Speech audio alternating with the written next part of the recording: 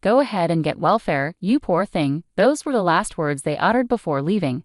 In that moment, as they departed, all strength seemed to drain from my body. I couldn't shake off Greg's earlier words. "While you were indeed independent, I've always felt like my pride as a man has been hurt.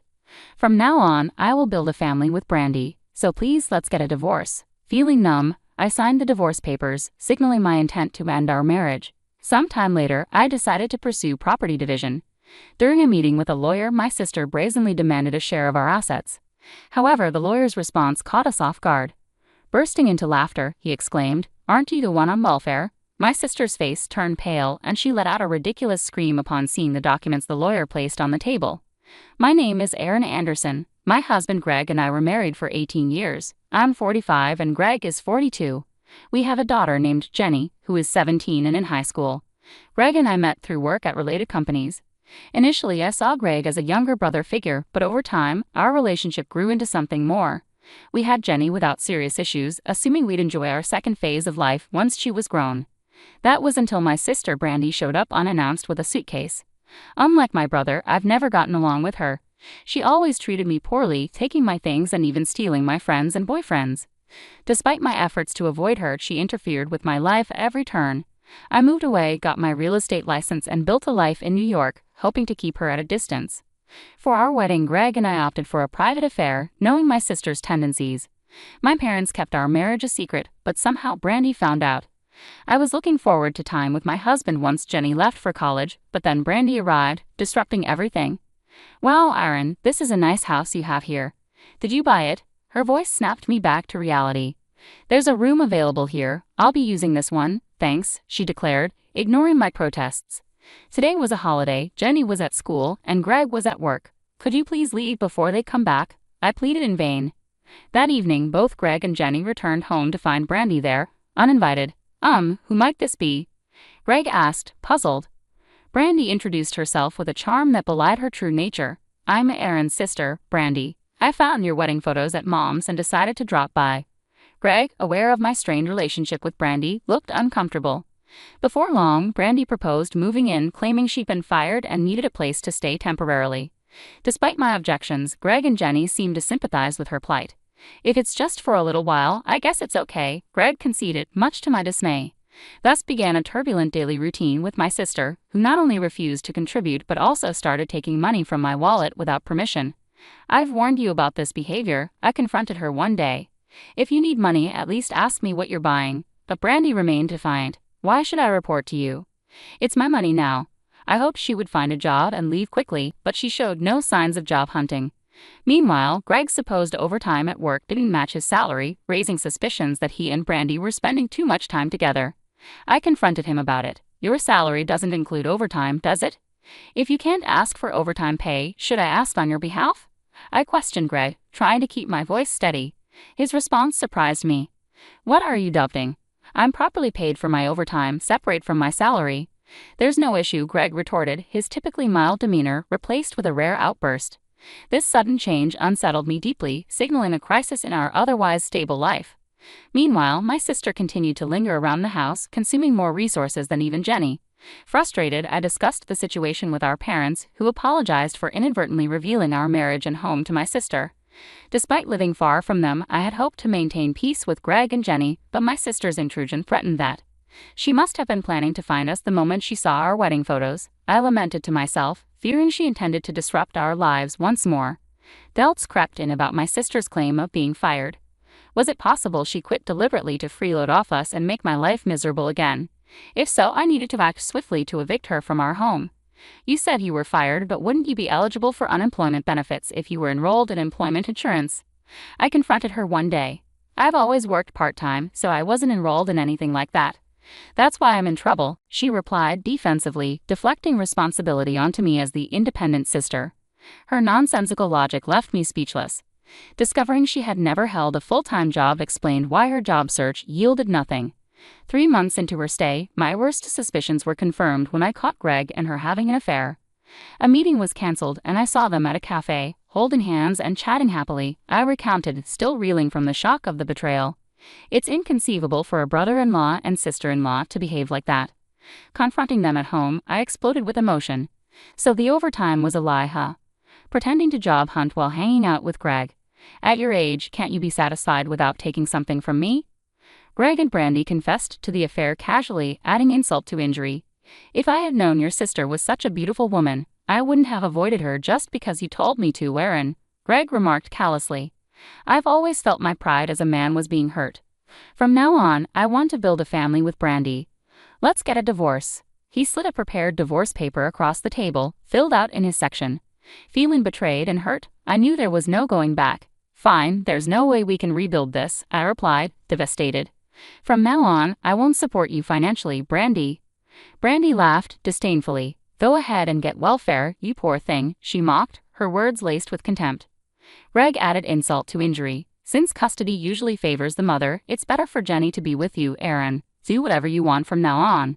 With those callous words, they left the house. Minutes later, Jenny returned home, puzzled by the eerie silence that now engulfed our once happy home. When I finally broke the news to Jenny that we were getting a divorce, she initially appeared shocked but soon seemed to accept the situation with a hint of relief.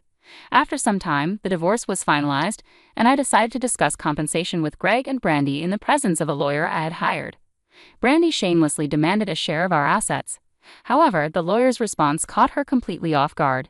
He burst into laughter and quipped, "Aren't you the one who should be on welfare?" Stunned by the unexpected turn of events, Brandy's face twisted in disbelief, and she let out a ridiculous scream upon seeing the documents the lawyer placed on the table. Her expression turned pale when she realized the truth. It turns out this couple doesn't have the kind of money that can be divided, the lawyer continued bluntly. Brandy looked back and forth between Greg and me, visibly shocked. Greg, too, was surprised to hear that our assets were minimal. Anticipating this moment after discovering Greg and Brandy's affair, I had taken certain actions. As a result, the only cash left between us was a mere $112,000, an amount that seemed unbelievable for a couple celebrating their 18th wedding anniversary. What happened to all your savings, Greg? You had quite a lot, I asked, my tone edged with anger as I saw his panicked expression. You really have no interest in Jenny, do you? We talked about saving for her education, I continued, feeling a surge of frustration. I transferred almost all of our savings to Jenny's account as per our agreement. Greg's complexion paled further as he recalled our conversation. Then what's the breakdown of the $112,000? He asked hesitantly. About 80% of it is probably Greg's secret savings, I replied calmly, meeting his gaze. You knew about it, and you agreed to transfer your savings to Jenny, anticipating this division of property. You even signed the consent form. Greg's expression turned furious as the reality sank in. It seems strange to me why you asked for my consent, just for that, Greg said, his voice tinged with regret as he scratched his head frantically. However, his signature on the documents was irreversible. The lawyer confirmed that Greg's agreement to transfer the funds to Jenny meant it was no longer considered marital savings. I had no intention of letting them benefit from that money, which is why I considered making it a living gift. Upon hearing this, Brandy was dumbfounded but managed to confront Greg. You said we had plenty of savings. Weren't we supposed to live a luxurious life together? Dividing $112,000 won't amount to much. Why didn't you realize Aaron's intentions sooner? Her face paled with reproach, but Greg avoided her gaze and remained silent. Throughout our marriage, Greg had earned little and carried significant student loans, so I had taken on all living expenses. This agreement was made when Greg expressed difficulty in contributing financially. I assured him that I would manage expenses while he focused on saving for our future. After over a decade, Greg believed he had saved at least $100,000 or more. However, when it was revealed, the amount was less than $10,000. I felt betrayed when I stumbled upon his bank book and discovered the truth about his savings habits. Now that we're divorced, such matters no longer concern me, I thought bitterly. Brandy, realizing the severity of the situation, trembled slightly, unsure of her next move. With only $112,000 available for division and seeing her confusion, I decided to reveal another truth. Looking directly at Greg, I spoke hesitantly. I debated whether to mention this, but Greg, aren't you planning to quit your job? Greg was visibly shaken. How do you know? I only discussed it with my boss, he stammered, glancing around nervously. I suspected it after noticing no overtime pay and a peculiar section on the payroll slip. I explained calmly. It concerned your increased use of paid leave. You've never taken more than the minimum required days off, but recently you've taken a large block of paid leave at once. It typically indicates resignation. I paused, letting the revelation sink in. I've been suspecting an affair for some time. Did you plan to quit, hoping for a substantial payout, after the divorce? I asked pointedly. To my surprise, my suspicions hit the mark perfectly. I couldn't help but sigh at Greg's overly optimistic thinking. Well, you were my husband, so you should at least know what job I do and how much wealth I've accumulated. To think you relied on that, cheated, and even chose to resign. You really haven't thought this through, I remarked, watching Greg's face turn red with embarrassment. The lawyer's earlier remark to Brandy about welfare hit a nerve. If two unemployed individuals come together, they end up on welfare unless they work, he pointed out. Flustered by this realization, Brandy suddenly shouted, "Wait a minute. If you can prepare for Jenny's college expenses and cover living costs all by yourself, there must be something fishy. I get it, you're hiding assets, right? That's the only explanation. Come on, confess now." Greg seemed to have a sudden realization. That's right, Brandy. Actually, Aaron owns a lot of real estate. We'll have to divide those assets too. Close call. I almost got tricked, he admitted. Watching them laugh about their assumptions, I was dumbfounded. The lawyer couldn't help but chuckle at their ignorance, but the tension in the room was palpable. Clearing his throat, he began to speak plainly. If we're talking about the division of property, Greg, as the ex-husband, you should know that Aaron owns real estate through her company, which generates profit. A corporation and an individual are separate entities. Aaron's company and its assets cannot be divided as marital property, the lawyer explained calmly. Realizing their mistake, Greg and Brandy turned red and fell silent. The lawyer continued, what can be considered for division are things like cars, houses, and cash savings. Moreover, Greg and Brandy have virtually admitted to their affair, allowing Aaron to demand compensation from both of you. At the mention of compensation, their faces contorted in disbelief. Isn't that too high? It was just a few months' affair, they protested, trying to justify their actions. I countered immediately, who decided that the market rate is just a reference? Greg, you took leave to secretly date my sister, and she didn't even bother to properly job hunt, choosing instead to live off my money. The lawyer, remaining objective, decided on the compensation amount, $10,000 from Greg and $3,000 from Brandy. Shocked by the turn of events, they hastily shook their heads in agreement. The discussion couldn't be concluded in one day and was adjourned. 2 weeks later, we reconvened for further discussions. Brandy, with a defiant attitude, demanded, "Give me the house and the regular car. Is that what you call compensatory property division? Then give Greg his $122,000, and I'll pay the remaining $1,000. Hearing such nonsensical demands, I was on the verge of yelling in anger, but I managed to control myself with reason and slowly sorted out the situation. The house still had a mortgage and required regular maintenance, so it would retain some value if sold. The car was relatively new, purchased just 5 years ago. Accepting my sister's proposal would mean a loss for me, which I absolutely did not want. Sister, did you even do the math? If you consider selling the house and car, you wouldn't say such things. Usually it's not the cheating party, you guys. Who should be making these demands? It's me, I asserted firmly. As I pondered how brazen they could be, Greg, sitting next to my sister, interjected, overlapping my words. You own assets worth $170 million in the company, right? I don't care if you're some real estate mogul or whatever, but being so stingy with all that wealth is just insane. Caught off guard for a moment, I ended up laughing at their absurdity given the situation. Seeing me suddenly burst into laughter made the two of them freeze. After a good laugh, I returned to a serious expression. So, is that all you wanted to say? And why are you acting like you're the victims here? I asked, maintaining a firm tone. I'd rather be stingy than give any money to a man who abandons his daughter for an affair or to the worst kind of sister who steals her sibling's husband. I'd rather secure as much as possible for Jenny, I added pointedly. They flinched at my words. I wanted to tell them to study more about legal terms if they wanted to use them. What were they even thinking, saying such things? I planned to dismantle their delusions bit by bit. Greg, this house is under my name, right? It's my separate property since I bought it with a mortgage before we got married. No matter how you twist it, it remains mine, I clarified firmly. The car, bought new and accident-free, is of a model that sells well.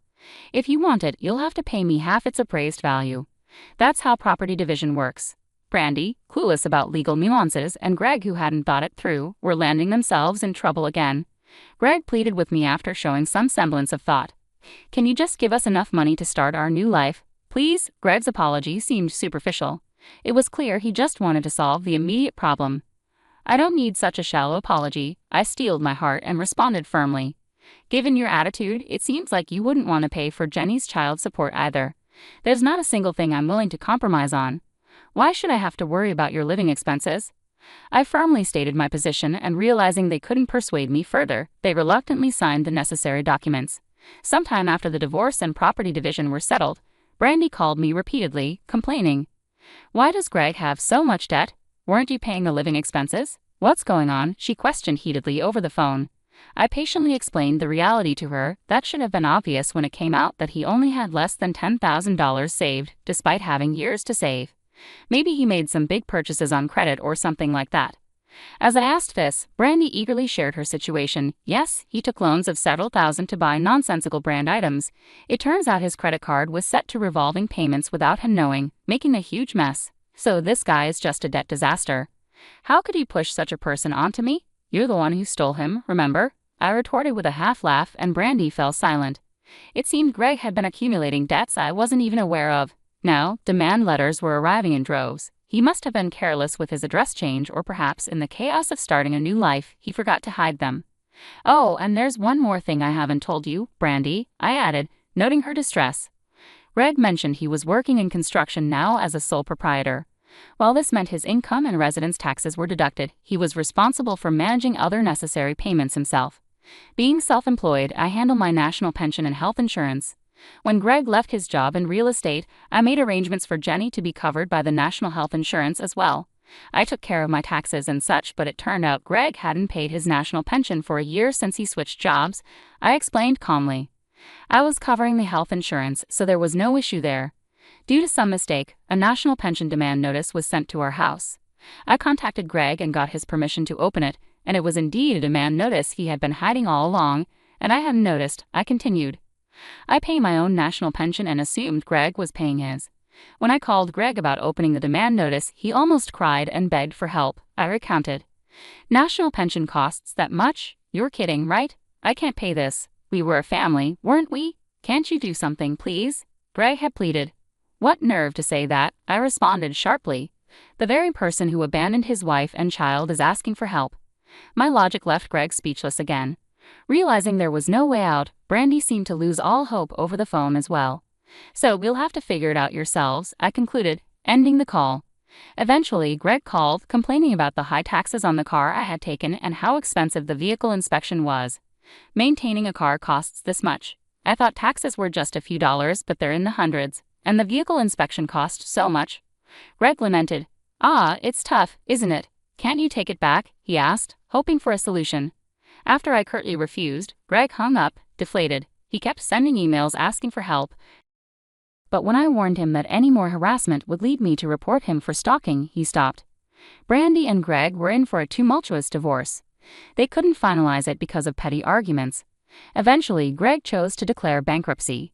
Unaffected by me since I had already collected the lump sum compensation, Greg ended up jobless and penniless, leading to homelessness. His pride prevented him from applying for welfare.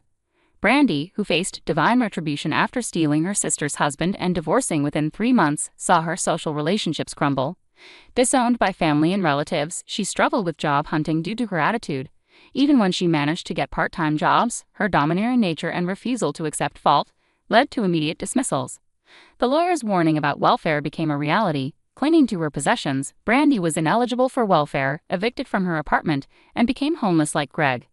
They trampled on the feelings of both me and Jenny with their selfish actions, so this punishment was only natural, I reflected.